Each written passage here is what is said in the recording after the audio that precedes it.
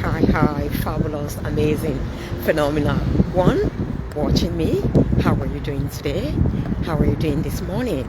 I'm wishing you a truly glorious, blissful, and magnificent morning and weekend. I hope you're doing amazing. I hope you're having a wonderful day. If not, would you make the decision this day, this moment, as you listen to me, to step into this day with spring in your steps, to give it your all, to ensure that it's your best day yet in 2025. You know what? Our perception creates our reality. The reality we're going to live on this day will be 99.99%, guarded by our perception of every situation, circumstance, everything that happens during this day. How we perceive it, how we look at it, we determine how we will understand it and hence respond or react to it. We don't want to be reacting to life. We want to be responding because we are proactive. Because we understand proactive means that I am prepared. I know about things that might go wrong and things that might, go a certain way. But of course, we cannot predict life, can we?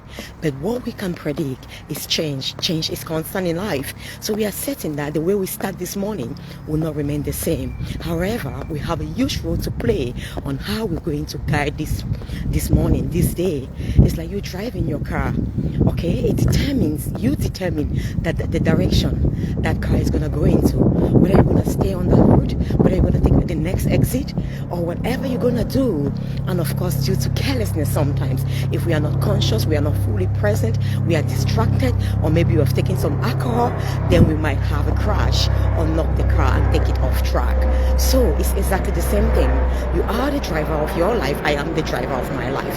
Don't get me wrong. The ultimate, driver, determining factor of how our life is supposed to be is God. But however, because we have the willpower, we have the ability to choose what to do and what not to do. Some of us have chosen against His will. Until our will aligns with His will, then unfortunately we'll continue to be having challenges. We'll continue to be going against our destiny, against what we are predestined to become, to have, and to do. So, beloved, it's fundamental that you use your willpower on this day and will yourself to enjoying life and will yourself to having a glorious, blissful, and magnificent day, no matter what. And like I said, to be proactive, I need to have an idea, okay? It's like you are going out on this day. When we know that, one thing I've already said, change is constant in life. So right now I might be happy, joyful, everyone seems to love me. The next moment they change their mind. I can't do anything about that. But if I am already aware, then I will be prepared. When they change their mind, guess what? I'll be like, wow, that's part of life. It's a normal part of life. And because I am prepared, I might just say, I wish you a wonderful day. Go my way without letting it affect me. And when we know that every single day in life, in this world, as long as we are alive, as long as we continue to live, will we have challenges? We will have challenges, but we must be of good cheer. Okay, personally, I believe in God, for He has overcome the world through Jesus Christ, my Lord and Savior. So I know that, hey, I'm going to have challenges on this day. It's not whether I'm excellent, I'm good, I'm careful or not. There are just some things that are beyond my control and your control, and I'm going to chill. I'm going to ask the Lord, grant me the serenity, Lord, to accept the things I cannot change. I cannot change everything. I cannot change people. I only have the power to change myself. So if someone is becoming, sick or nasty to me this day, I need the serenity. I'm going to be serene because my peace is not determined by them. Peace is a fruit of the Spirit, and they cannot have contact to my spirit. It's not of this world. It's separated from this world. It's not visible. It's eternal. It's invisible. However, if you allow people to determine the way you act, you take actions, then you're going to affect your life. You're going to affect whether you're going to be happy, sad, or at unrest. So in this case, because I know that there will be challenges. Someone comes mean to me, something doesn't go the way I planned it to be. Lord, grant me the serenity to accept this situation, the courage to change the things I can. Is this something I can change? I need the courage. I'm not going to be silent. I'm not going to play, ordinary or mediocrity and just be there. I'm going to take actions to ensure that I change this with the grace of God. Above all, the wisdom to know the difference. You've got to know the difference as you step into every single day, every single morning. What are the things that I can change and what are the things that I cannot change? When something happens to you, like someone being mean, can I change this situation? Unfortunately, you cannot change them. Okay, when they are mean, I'm gonna take this out. So my beautiful dress is there's a bit of sunshine coming out. Oh, yeah, I think you deserve to see this beautiful dress to bring you some light and sunshine into your morning. Awesome. So again, like I said, you're gonna have that wisdom. Can I change this person? If they are mean to me, I cannot change you. I don't have the power to change you. I can change myself. I can change my response to whatever, treatment you offer to me, or whatever words you say to me. And above all is understanding who you are. Being aware. Self-awareness is critical if you must live a fulfilling and a grateful life and a purposeful life. Self-awareness is crucial. You must be aware of who you are.